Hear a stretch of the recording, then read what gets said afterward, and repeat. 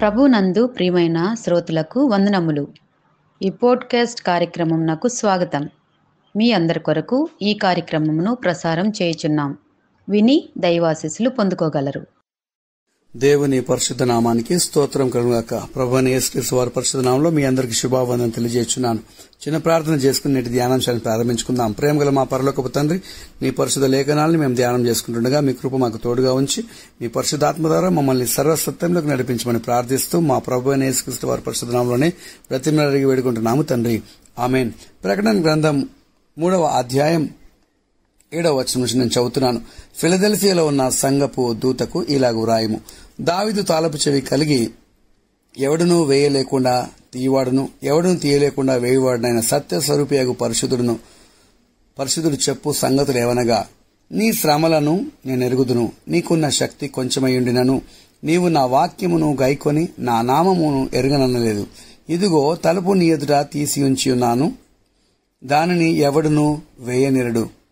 దేవుని పరిశుద్ధనామానికి స్తోత్రం కలుగుగాక. ఫిలదెల్ఫియా సంఘము దాని మీద నేరం ఏది మోపినట్టుగా కూడా మనకు కనిపించదు. అన్ని సంఘాల మీద ఏదో ఒక నేపము, లోపము ఎత్తి చూపించినట్టుగా మనం చూస్తాం. కానీ ఫిలదెల్ఫియా విషయంలో శక్తి మాత్రం కొంచెమే ఉందని చెప్తున్నాడు.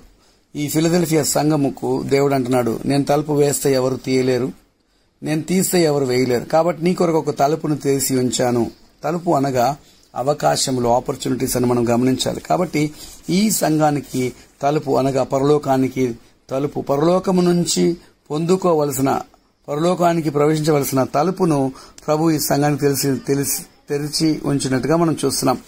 అయితే ఇక్కడ యూదులు కాకే తాము యూదులమని అబద్ధమాడు సాతాను సమాజపు వారిని రప్పిస్తానని చెప్తున్నాడు. వీళ్ళందరినీ నీ దగ్గరికి రప్పిస్తానని చెప్తున్నాడు.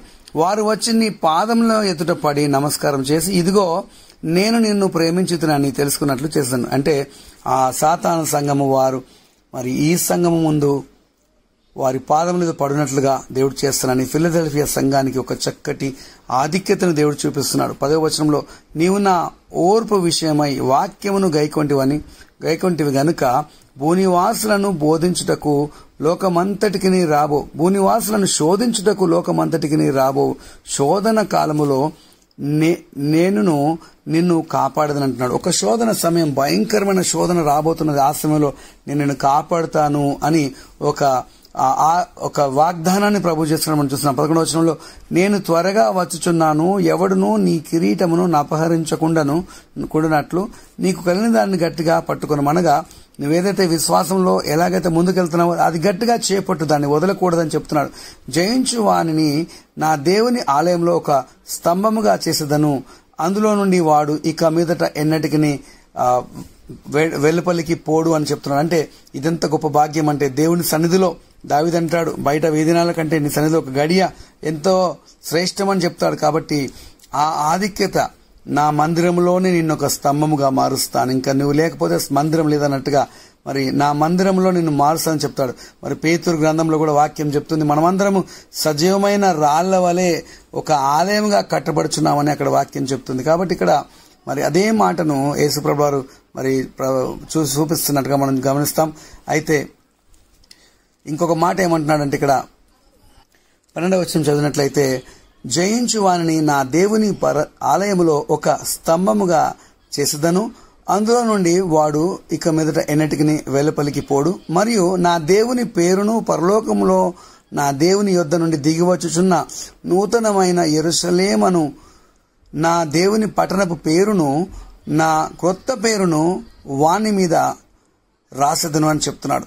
ఈ చక్కటి అరుదైన అవకాశం ఫిలదెల్ఫియా సంఘంతో చెప్తున్నాడు. జయించు వానిని ఆ విధంగా పరలోకం యొక్క పేరును తన మీద రాస్తానని చెప్తున్నాడు.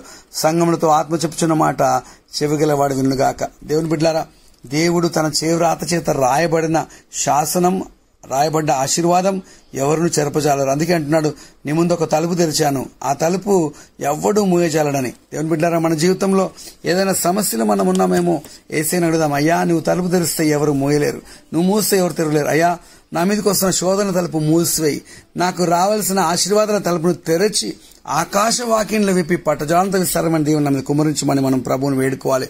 అటుకృప పరిశుద్ధాత్మ దేవుడు యేసు నామములో మనకు తండ్రి యొద్ద నుంచి దయచేయును గాక. ఆమేన్. ప్రేమగల మా పరలోకపు తండ్రి, ఫిలదెల్ఫియా సంఘంలో ఉన్న మంచి పేరు సాక్ష్యం మాకు దయచేయండి. అలాగే మరి పరలోకం యొక్క పేరు, మరి నూతన దేశం యొక్క పేరు, దేవుని పేరు, కొత్త పేరు అయ్యా మాకు దయచేసి ప్రభా, దేవుని మందిరంలో, నీ మందిరంలో మమ్మల్ని ఒక స్తంభంగా మార్చి అయ్యా మరి బయటికి వెళ్లకుండా కాపాడమని ప్రార్థిస్తూ, ఈ నిత్యమైన దీవెన మాకు దయచేయమని ప్రార్థిస్తూ, వందనాలు స్తోత్రం చెల్లిస్తూ, ఈ లోకంలో మీ కొరకు సాక్షిగా జీవించిన కృపతోడుగా ఉంచమని ప్రార్థిస్తూ, యేసే పరిశుద్ధ నామములోనే అడిగి వేడుకుంటున్నాము తండ్రి. ఆమేన్.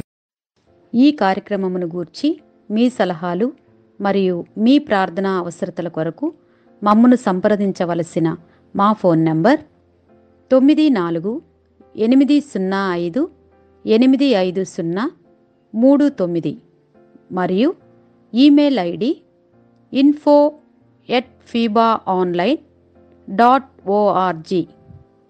మా ఫోన్ నంబర్ మరొకసారి 9480585039. Email ID info@fibaonline.org.